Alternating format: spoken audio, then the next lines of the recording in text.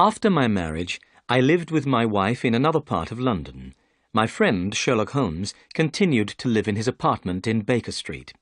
One day, in the autumn of 1890, I decided to visit my friend. But when I arrived at his apartment, I found he already had a visitor. This visitor was an old man. He was fat, with a red face. But the most unusual thing about him was his hair. The colour of the old man's hair was bright red. "I'm sorry, Holmes," I said.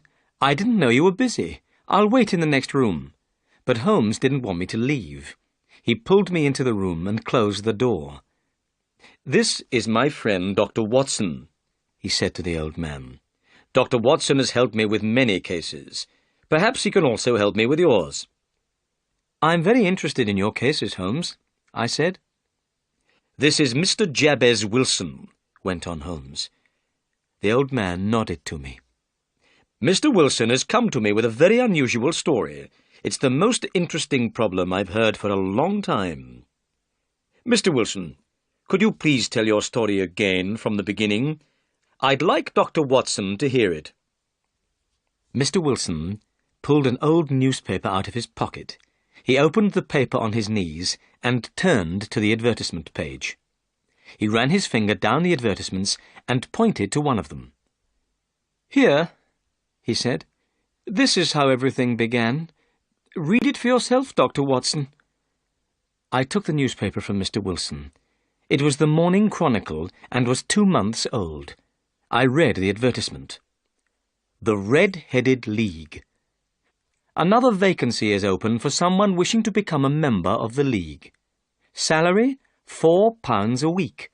All red-headed men over 21 years old should come on Monday at 11 a.m. to this address: Duncan Ross, The Red-Headed League, 7 Pope's Court, Fleet Street, London." The picture sequence from the cinema has finished. You can look at it once more if you want. "What a strange advertisement," I said. "Whatever can it mean?" Holmes laughed. "It's very unusual, isn't it?" he said. "And now, Mr. Wilson, tell us your story." "Well," began Mr. Wilson, "I have a small shop in Saxe-Coburg Square in the City of London. But business hasn't been good for some time, and I don't make much money any more. I used to have 2 assistants, but now I can only pay 1. My assistant is very interested in learning the business, so he's willing to work for half pay." "That's very unusual," said Holmes. "What's the name of your assistant?" "Vincent Spaulding," replied Mr. Wilson. "He's an excellent assistant, but he does do one unusual thing. Spaulding's very interested in photography and takes a lot of photographs. He develops these photographs himself in the cellar of my shop. When he isn't working, he spends all his time down there." "Go on," said Holmes. "We live very quietly," continued Mr. Wilson. "I don't go out very much, and I don't read the newspapers. One day, 8 weeks ago, Spaulding came to me with a newspaper in his hand. It was the same newspaper that I showed you, Dr. Watson. "Mr. Wilson," said Spaulding, "I wish I were a red-headed man." "Why?" I asked in surprise. "Well, here's another vacancy in the Red-Headed League," replied Spaulding. "The Red-Headed League?" I asked. "What's that?" Spaulding looked at me and laughed. "Haven't you ever heard of the Red-Headed League?" he said. "You could become a member and make a lot of money." "Well, when I heard that," said Mr. Wilson, "at once I became very interested. I needed more money, so I asked Spaulding to tell me more about this Red-Headed League. "I think," said Spaulding, "the League was started by an American called Ezekiah Hopkins. Ezekiah Hopkins was a very rich man and enjoyed doing unusual things. Hopkins was red-headed himself and liked all other red-headed men, so when he died, he left his money in his will to help red-headed men. The money was used to start the Red-Headed League. When a man became a member, he would be paid an excellent salary for very little work. "And now," said Spaulding, showing me the advertisement again, "here's another vacancy in the League. Why don't you go to Pope's Court, Mr. Wilson? I'm sure you could become a member." "Now, as you see, gentlemen," continued Mr. Wilson, "the colour of my hair is bright red, so I thought I could easily become a member of this red-headed League. Vincent Spaulding seemed to know a lot about the League, so I asked him to come with me to the address in the advertisement. We closed the shop for the day and set off for Pope's Court, Fleet Street." The picture sequence from the cinema has finished. You can look at it once more if you want. Holmes rubbed his hands together and smiled. "Your story is very interesting, Mr. Wilson," he said. "Please go on." "When we arrived in Fleet Street," said Mr. Wilson, "we saw a strange thing. The whole street was full of red-headed men. They had all come to answer the advertisement. When I saw how many men were waiting, I wanted to go home, but Spaulding wouldn't let me. He pushed and pulled me through the crowd. At last, we reached the stairs leading up to the office in Pope's Court. A small man was sitting behind a table. The colour of this man's hair was a brighter red than my own. "This is Mr. Jabez Wilson," said my assistant. "He has come about the vacancy in the League." The small man looked carefully at my hair. He looked at it for such a long time that I began to feel uncomfortable. Suddenly he bent forward and grabbed my hair with both hands. He pulled at it until I cried out in pain. "I'm sorry I hurt you," said the man. "Your hair is a wonderful colour, but I had to make sure you weren't wearing a wig. I had to find out if your hair was real." Then he went over to the window. He opened it and shouted down to the men below that the vacancy was taken. The red-headed men groaned with disappointment. Then they began to walk away. In a few minutes, the square was empty. "My name," said the small man, "is Duncan Ross. You are now a member of the Red-Headed League. When can you start the job?" "Well, that's going to be difficult," I replied. "I have a business already." "Oh, don't worry about that, Mr. Wilson," cried Spaulding. "I can look after the business for you." Now, I knew that my assistant was a good worker and would look after my business well. So I asked Duncan Ross, "What are the hours of work?" "Every day between the hours of 10 o'clock and 2 o'clock," replied Mr. Ross. "The pay is £4 a week. But you must not leave the office at any time between 10 and 2. If you leave for any reason, you'll lose your pay." "I understand," I said. "And what is the work?" "Copying out the Encyclopaedia Britannica. The first book of it is over there. Will you be able to start work tomorrow?" "Certainly," I said. "Then goodbye, Mr. Wilson. I hope you enjoy your work." I went home with Vincent Spaulding. I was very pleased. It was an easy job to copy out the Encyclopaedia Britannica, and the pay was excellent. Next morning, when I arrived at the office, Duncan Ross was waiting for me. I started copying out the encyclopedia, beginning with subjects under the letter A. Sometimes Mr. Ross left the room, but he kept coming back to see me. At 2 o'clock he told me I had worked well. He was very pleased. Then I left, and he locked the office door behind me. The same thing happened every day for 8 weeks. Every morning I began work at 10, and every afternoon I left at 2. Every Saturday I was given £4 for my week's work. At first, Mr. Ross came into the office to watch me work, but after a time he stopped coming. However, I was afraid to leave the office. I didn't want to lose my pay. But suddenly, everything came to an end. "To an end?" asked Holmes. "Yes.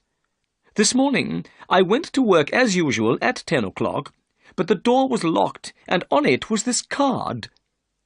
Mr. Wilson held up a small piece of white card. This is what it said. "The Red-Headed League is finished. The 9th of October, 1890. The picture sequence from the cinema has finished. You can look at it once more if you want. Holmes and I looked at the piece of white card. Then we looked at Mr. Wilson's face. He looked very disappointed and upset. But there was also something rather funny about the Red-Headed League. Suddenly, we both began to laugh. "I don't think this is funny," cried Mr. Wilson angrily. "Perhaps I should take my case somewhere else."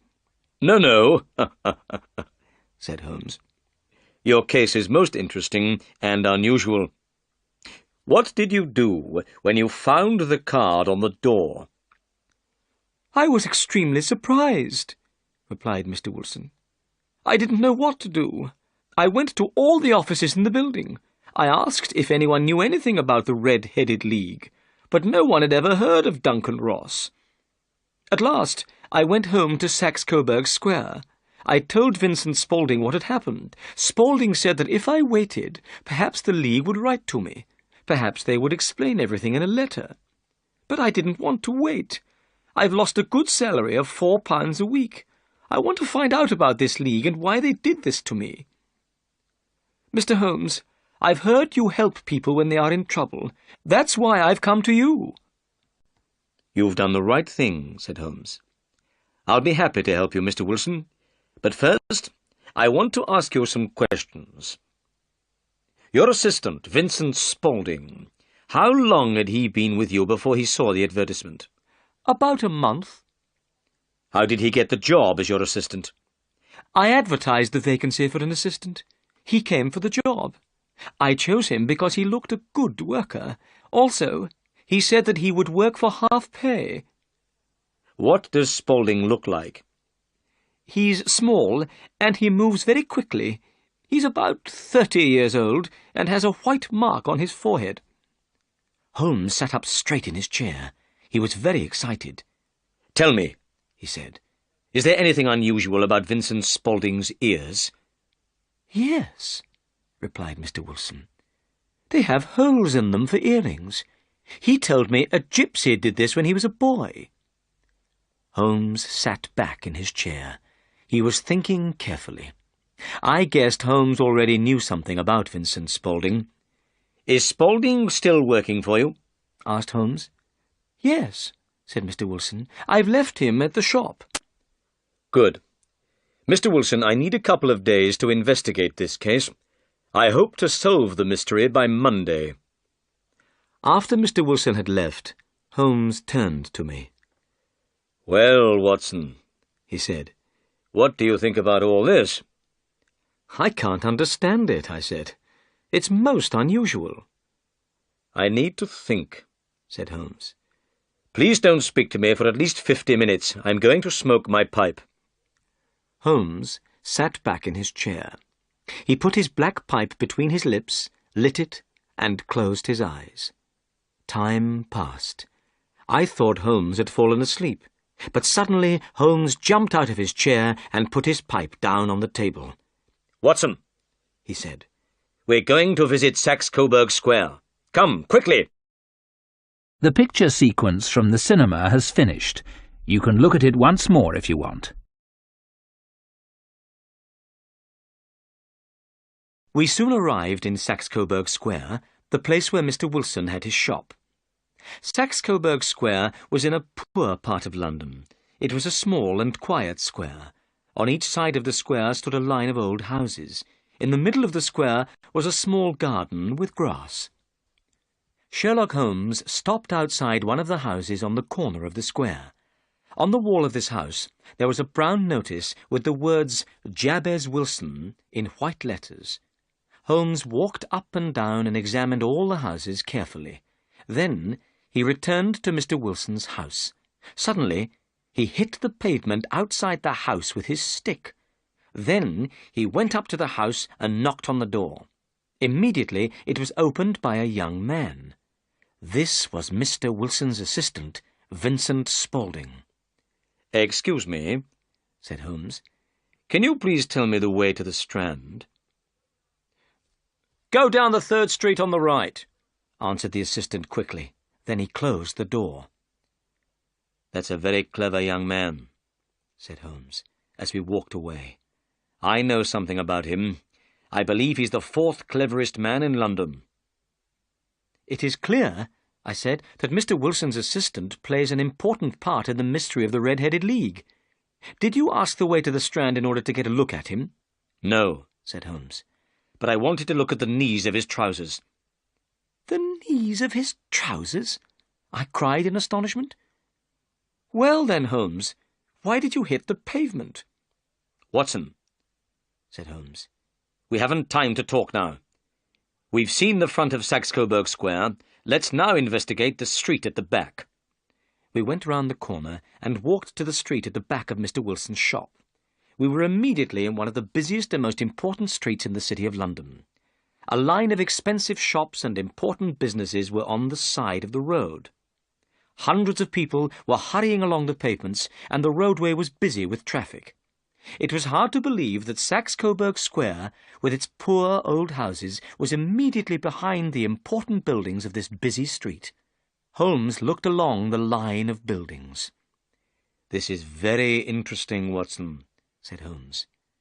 "There's a tobacconist's, a newspaper shop, a restaurant, and— ah, yes, the offices of the City and Suburban Bank." I could see that Holmes was very excited. "Well, Watson, I have some work to do that will take a few hours," went on Holmes. "This case at Saxe-Coburg Square is serious." "Serious?" I said. "Why?" "An important crime has been planned. I think we'll be in time to stop it, but I'll need your help tonight." "At what time?" 10 o'clock. "Then I'll be at your apartment at 10. "Good. And Watson, there may be some danger, so please bring your gun with you." I said goodbye and went home. I thought about everything that had happened. It was a very strange case, and I did not understand what was happening.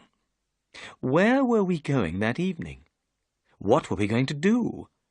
Why did I have to bring my gun? And who was Vincent Spaulding? There was only one thing to do. I had to wait until the evening. Then perhaps I would get the answers to these questions. The picture sequence from the cinema has finished. You can look at it once more if you want. At 9:15 that evening, I set off for Baker Street, where Holmes lived. When I arrived, I noticed 2 carriages standing outside Holmes' door. Inside his apartment, Holmes was talking with 2 men. One of them was Peter Jones, a police detective. The other man was tall and thin, with a sad-looking face. "Hello, Watson," said Holmes. "I think you already know Mr. Jones of Scotland Yard. Let me introduce Mr. Merriweather. Mr. Merriweather is also coming with us tonight." "I hope it's important," said Mr. Merriweather sadly. "I usually play cards with friends on Saturday evenings. I have played cards every Saturday night for the last 27 years. "I think," said Sherlock Holmes, "that tonight you'll play a more exciting game than cards. You, Mr. Merriweather, may lose £30,000. You, Jones, may win the prize of a criminal you want to catch." "The criminal John Clay, murderer and thief," said Jones. "He's a young man, but he's a very clever criminal. I want to catch him more than any criminal in London." "It's time to go now," said Holmes. 2 carriages are waiting. You 2 take the first carriage, and Watson and I will follow in the second." The carriages went quickly through the dark streets. I wondered where we were going. "We're nearly there," Holmes said to me at last. "This man, Merriweather, is a bank manager. I wanted Jones to come with us too. He's a good man. He's not very clever, but he is very brave. Ah, here we are." We were in the same busy street which Holmes and I had visited earlier in the day. We got out of the carriages, and Mr. Merriweather took us down to a small side door. Through the door was a corridor with an iron gate at the end. Mr. Merriweather opened this gate and stopped to light a lantern. Then he took us down some steps and through another gate. At last we were in a large cellar. This cellar was full of large boxes. Holmes took out his magnifying glass and went down on his knees to the floor. He examined the stones on the floor, then he jumped up and put the glass back in his pocket. "We have about an hour," he said. "The criminals will wait until Mr. Wilson is in bed. Then they'll move quickly. Watson, we're in the cellar of one of the most important banks in London. Mr. Merriweather is the manager of this bank. He'll explain why the criminals are interested in this cellar at the moment." "About 2 months ago," whispered Mr. Merriweather, "the bank received a huge amount of gold from the Bank of France. But we never used the money. It's still lying in boxes in this cellar." "I understand," I said. "Well," said Holmes, "let's make our plans. Mr. Merriweather, you must put out the lantern. But first, we must decide where to stand. These men are dangerous, and we must move carefully. I want you all to hide behind these boxes. When I shine my light on the men, attack them. If they fire a gun, Watson, shoot back at once." I hid behind a wooden box and put my gun on the top. Merriweather put out the lantern, and we were in complete darkness. "They have only one way of escape," whispered Holmes. "That's back through Wilson's shop, into Saxe-Coburg Square. Have you done what I asked you, Jones?" "3 police officers are waiting at the front door of Wilson's shop," replied Jones. "Excellent. Then everything is ready. And now we must be silent and wait." The picture sequence from the cinema has finished. You can look at it once more if you want. More than an hour went by. My arms and legs were tired, but I was afraid to move. The only sound was the breathing of my 3 companions. Suddenly, I saw a light. This light was coming from underneath the floor. It was shining between the stones in the floor. Slowly, one of the large stones turned over on its side. There was now a large square hole in the floor. The light of a lantern shone up through this hole. I saw a face appear in the hole. By the light of the lantern, I recognized Mr. Wilson's assistant. The young man pulled himself up out of the hole. He turned round and stood beside the hole.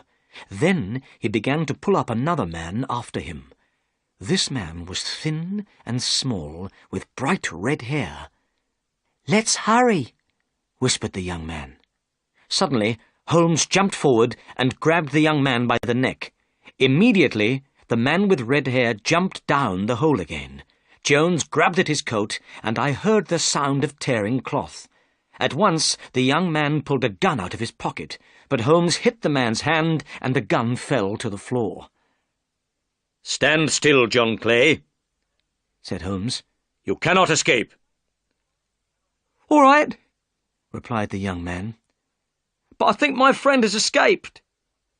"You'll see your friend very soon," said Jones. "There are 3 policemen waiting for him at the front door. Now then, John Clay, please hold out your hands. I'm going to take you to the police station." Jones put the handcuffs on John Clay's wrists, then led him upstairs. Holmes, Mr. Merriweather, and I followed them from the cellar. "Mr. Holmes," said Mr. Merriweather, "I don't know how the bank can thank you. You've stopped a very serious crime." "Well," replied Holmes, "I've wanted to catch John Clay for a long time, and this has been a very interesting case. I enjoyed hearing the strange story of the Red-Headed League." The picture sequence from the cinema has finished. You can look at it once more if you want. Later, Holmes explained to me the mystery of the Red-Headed League. "You see, Watson," he said, "it was clear that the men in the Red-Headed League wanted only one thing. They wanted to get Mr. Wilson out of his shop for some hours every day. That was why they kept him busy copying out the Encyclopaedia Britannica. John Clay is a very clever young man. It was he who thought of the Red-Headed League. He thought of it because Mr. Wilson's hair was the same colour as his friend's hair, very bright red. Clay put the advertisement in the newspaper, Then he showed the advertisement to Mr. Wilson. He suggested to Mr. Wilson that he should apply for the vacancy in the League. When Mr. Wilson told us that his assistant was working for half pay, I knew he must have a special reason for wanting the job. But Holmes, I said, how could you know what that reason was? Mr. Wilson's business is small, explained Holmes. There was nothing inside his house to attract criminals, so I knew it must be something outside the house. What could it be? Mr. Wilson told us that Vincent Spaulding, or John Clay, spent many hours in the cellar. The cellar. He was doing something in the cellar. I asked more questions about Vincent Spaulding. I found out that he was John Clay, one of London's most dangerous criminals. What could John Clay want in Wilson's cellar? I could think of only one answer. He must be digging a tunnel to another building. Then we visited Saxe-Coburg Square, and I surprised you by knocking on the pavement with my stick. I wanted to find out exactly where the cellar was. I knew from the sound my stick made that there was no cellar in front of the house. Then I rang the doorbell, and Clay answered it. I saw that the knees of his trousers were dirty. Clearly he had been digging for many hours. But what was he digging for? I walked round the corner, saw the City and Suburban Bank, and knew that I had solved the problem. When you went home, I visited Jones and Mr. Merriweather and asked them to come with us tonight. How did you know the criminals would try to rob the bank tonight? I asked. When they closed the Red-Headed League office, said Holmes, I knew the tunnel was finished. The criminals were ready to move. Today is Saturday. No one would come to the bank until Monday. If they took the gold tonight, they would have 2 days for their escape. Excellent, Holmes, I cried. You have been very clever. You have solved another difficult case.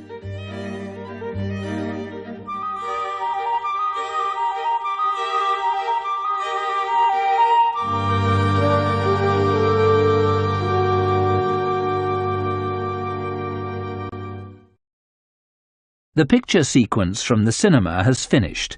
You can look at it once more if you want.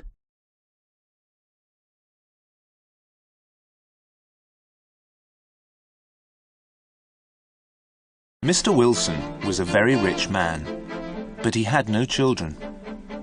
When he died, he left his house and his money to his nephew, Mr. Humphreys.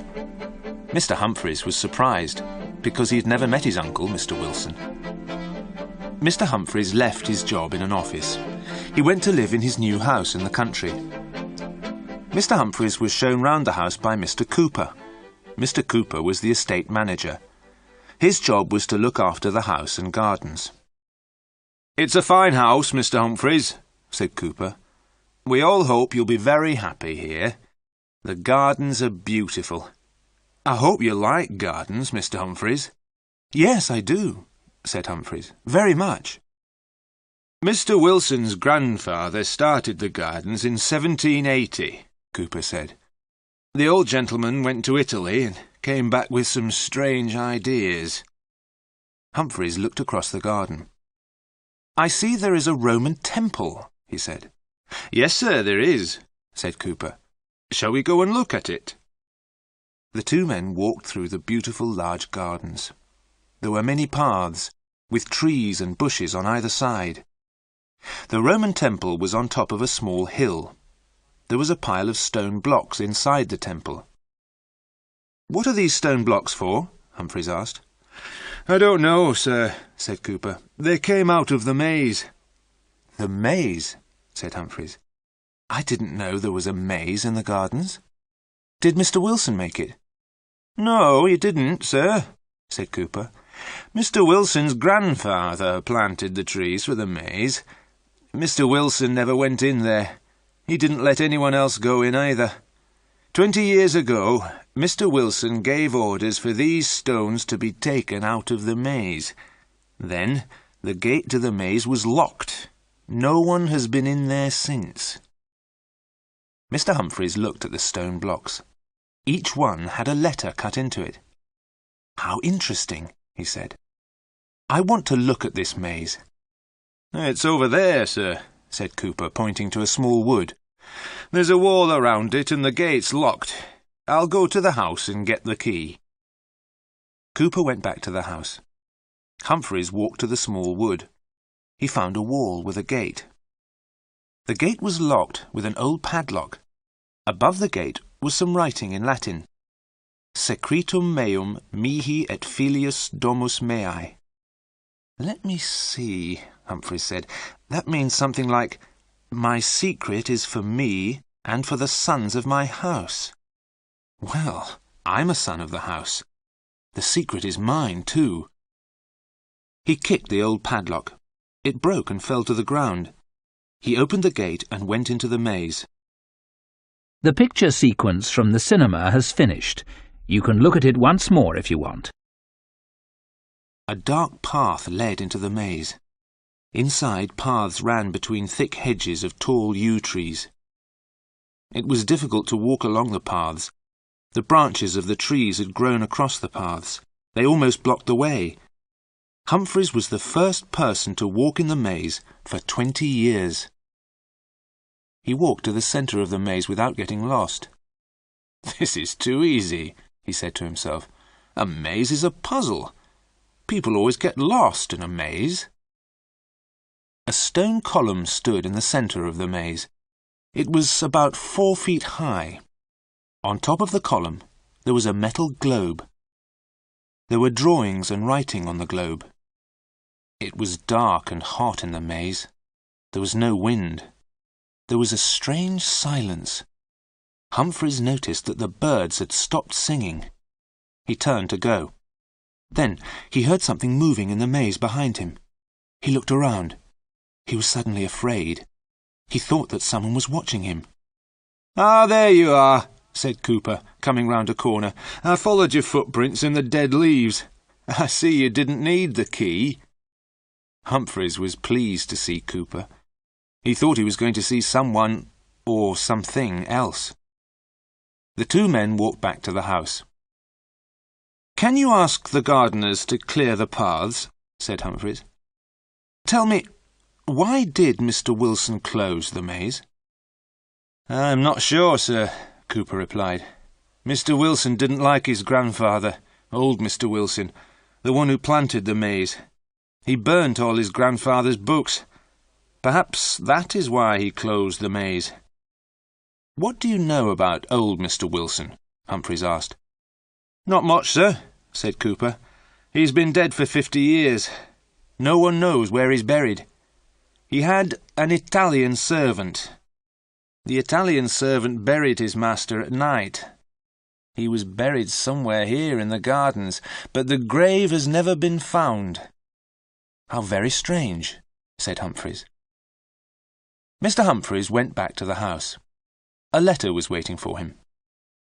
Bentley Manor, the 14th of August, 1880. Dear Mr. Humphreys, you don't know me, but I am your neighbour. I am writing a book on English gardens. May I visit your garden? I am interested in the maze. I asked your uncle many times to let me see the maze, but he never let me see it. I hope you will let me see it. Also, I'd like to have a plan of the maze. I hope this is possible. Your neighbour, Lady Wardrop. Mr. Humphreys immediately replied to Lady Wardrop's letter. He invited her to visit the gardens the next day. He promised to give her a plan of the maze. "I shall draw a plan tomorrow morning," he said to himself. The picture sequence from the cinema has finished. You can look at it once more if you want. He spent the evening in the library. There were thousands of books.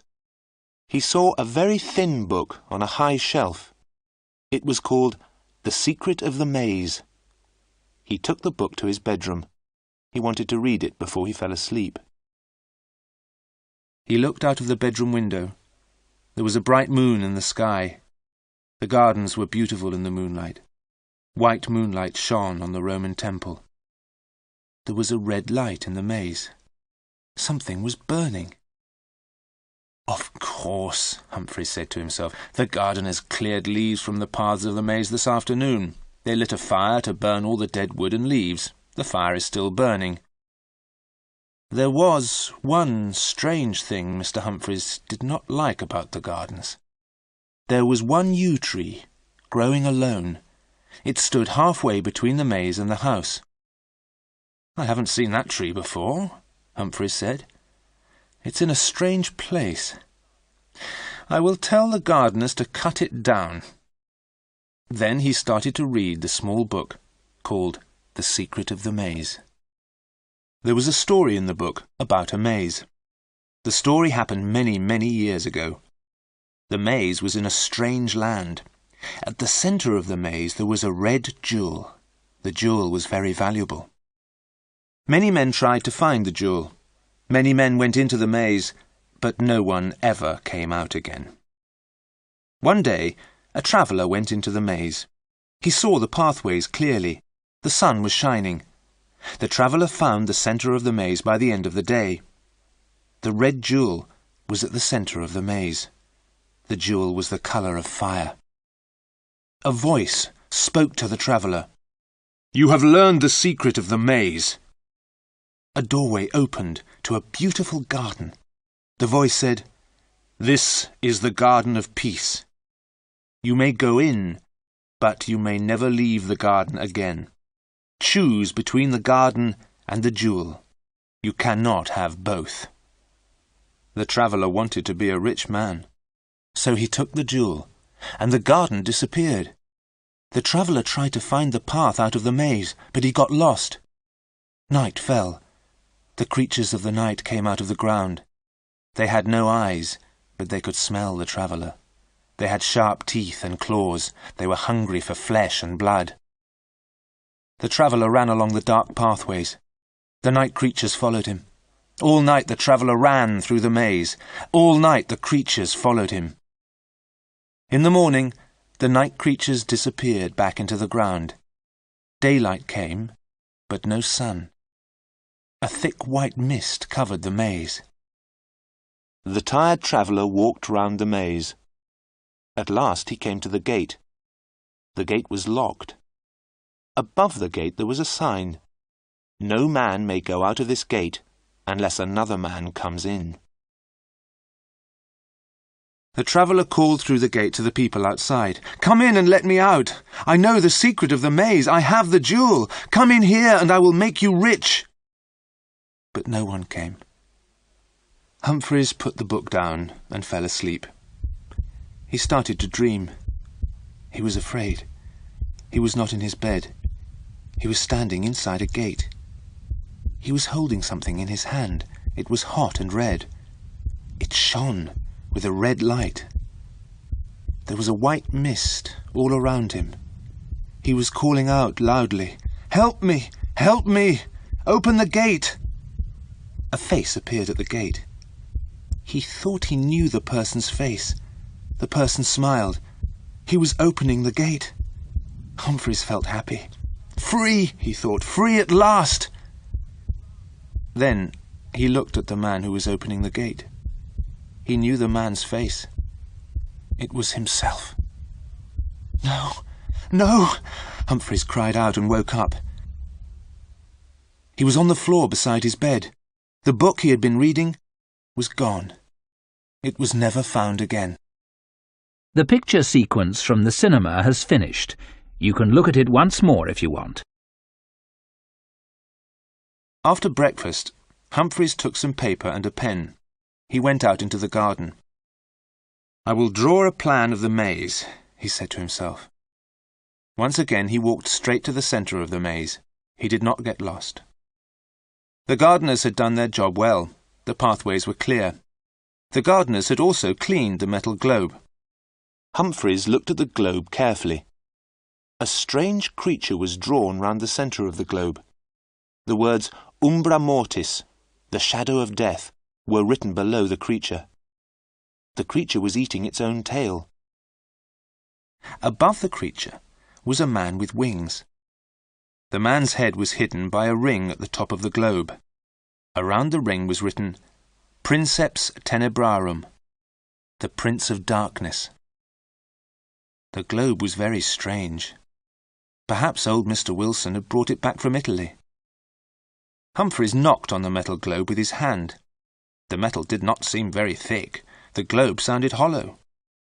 Humphreys was surprised. The globe was hot. It burnt his hand. Was something burning inside the metal globe? He walked away from the globe. He started to draw a plan of the maze. It was difficult, and he made mistakes. Then it started to rain. Humphreys stopped drawing and went back to the house. In the afternoon the rain stopped. Soon after lunch, Lady Wardrop arrived. "It is very kind of you to let me see your gardens," Lady Wardrop said. "Tell me, do you have a plan of your maze?" "I started to draw one this morning," Humphreys said. "Oh, good," Lady Wardrop said. "Could you let me have a copy for my book?" Lady Wardrop talked about gardens. She had visited all the famous gardens in England. Humphreys listened politely and led her to the entrance of the maze. "Do you know the way to the centre of the maze?" asked Lady Wardrop. "Certainly," said Humphreys. "Please follow me." They walked around inside the maze for a quarter of an hour. They walked round and round in circles. Mr. Humphreys could not find the centre of the maze. "I am very sorry, Lady Wardrop," he said. "I was sure I knew the way. I've walked to the centre twice before without making a mistake." Lady Wardrop was hot and red in the face. "I've seen many mazes," she said, "but not one like this. It makes me feel strange." "Why?" Humphreys asked. "Look," said Lady Wardrop, pointing to a tree. "Here's my handkerchief. We came along here 5 minutes ago. I put my handkerchief on a tree on the right-hand side of the path. Now we've come this way again, but my handkerchief is on the left-hand side." "That's because we've come from the other direction," Humphreys said. "I'm not so sure," Lady Wardrop said. "Also, have you noticed those holes in the ground? There is one on the left-hand side of each corner." "Those are probably where the stone blocks came from," said Humphreys. "We're near the gate. Shall we leave the maze and I'll show you the stone blocks?" He took Lady Wardrop to the Roman temple. He showed her the stone blocks. "Mr. Wilson took them out of the maze," he said. "Each block has a letter cut into it." "That is probably the answer to the puzzle of the maze," said Lady Wardrop. "Put the letters together and they will spell words.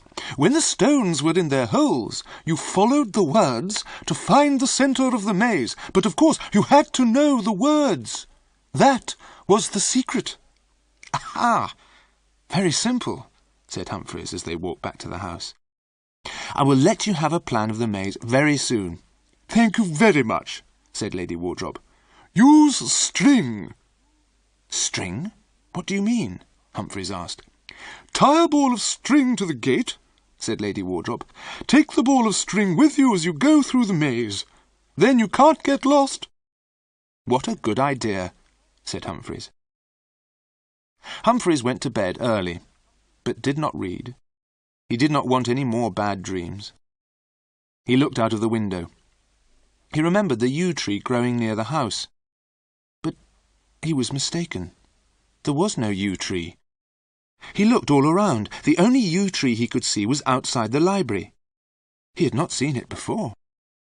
The picture sequence from the cinema has finished. You can look at it once more if you want.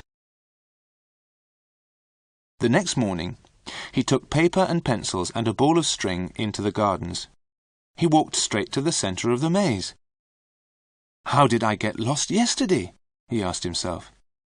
He tied the ball of string to the metal globe. Then he walked back to the gate carrying the ball of string. The string went from the centre of the maze to the entrance. Now it was easy to draw a plan, but it took him all day. He finished in the late afternoon and went back to the house for tea. There was a note from Lady Wardrop. The 16th of August.